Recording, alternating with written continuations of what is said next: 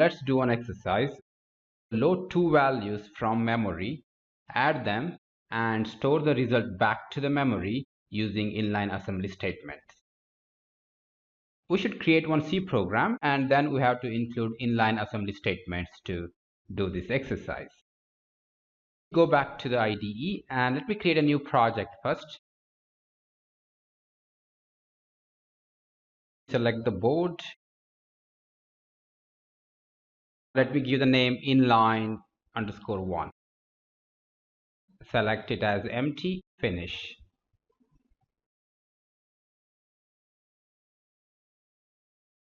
Let's get into the main.c, and here first let's load two values from the memory. I would use load instruction. LDR, load into, let me use a register, load into this register R0 from the memory location which is stored in the register R1. This is a memory read or memory load. I would make it as an inline assembly statement, so __ASM, and you can use the volatile keyword. Open the parenthesis, and inside the parenthesis keep the instruction. It should be inside the double quotes. That's it. End this statement with a semicolon. That is so simple. And let me again do one more time. Let's say I load two values from the memory location which is stored in R1 and R2. After that, let me add them. Let me use the instruction add. You can explore the add instruction from the generic user guide.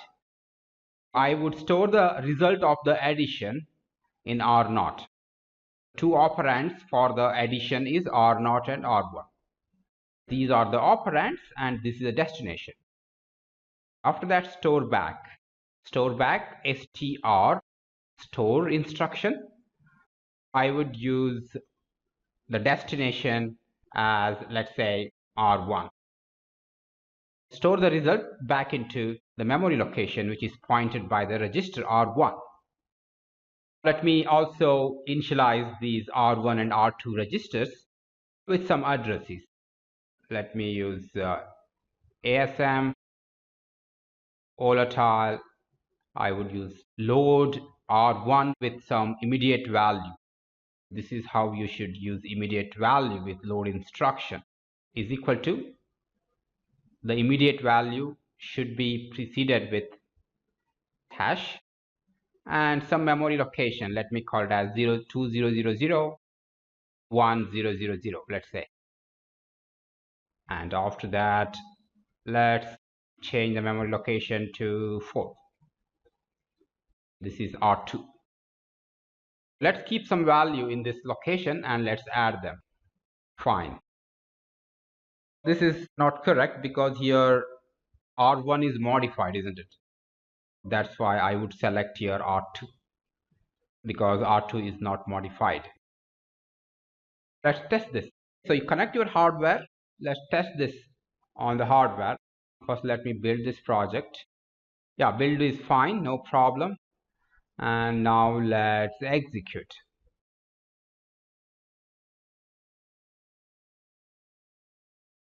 In the disassembly, you can see these instructions. Here you can see that these are the instructions added by the compiler. Open the registers window. First, let's do step over. R1 is loaded with the value, this one, that's correct. And after that, R2, that's correct. Let's put some value into this memory location.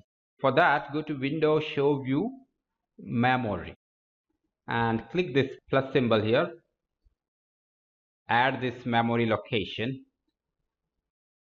Here what you do is go to this memory location and select the value and remove the value, whatever it is there. Just type 0. Also go to this location, remove this value and put 0.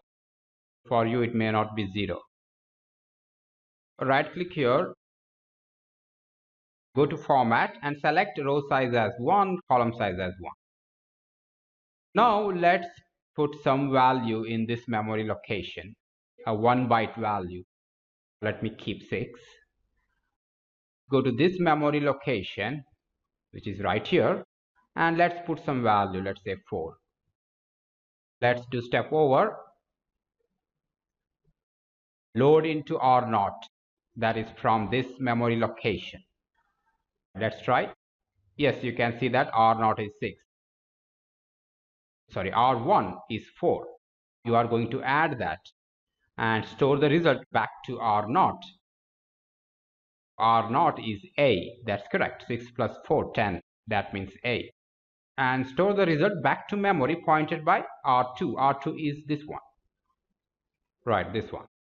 So now let's hit step over and you can see that the result is stored back. You did all these activities using the inline assembly statements in a C program.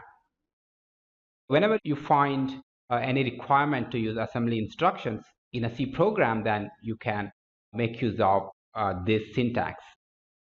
And you must be aware of what instruction you are using. That means you must study that instruction. What is the source? What is the destination? How that operates? That is out of the scope of this course. You should refer to the instruction set document in order to understand more about instructions. So as and when I find any instruction, definitely I will explain, but this is not a dedicated course to explain each and every instruction of the processor.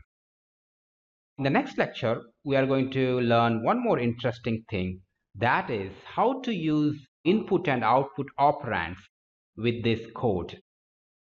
Here, if you see this statements, there is just code or instruction. There is no operands. Operand means there is no C operands or C variables. In the next lecture, let's learn how to mix code and operands. That means code and the C variables. And I'll see you in the next lecture.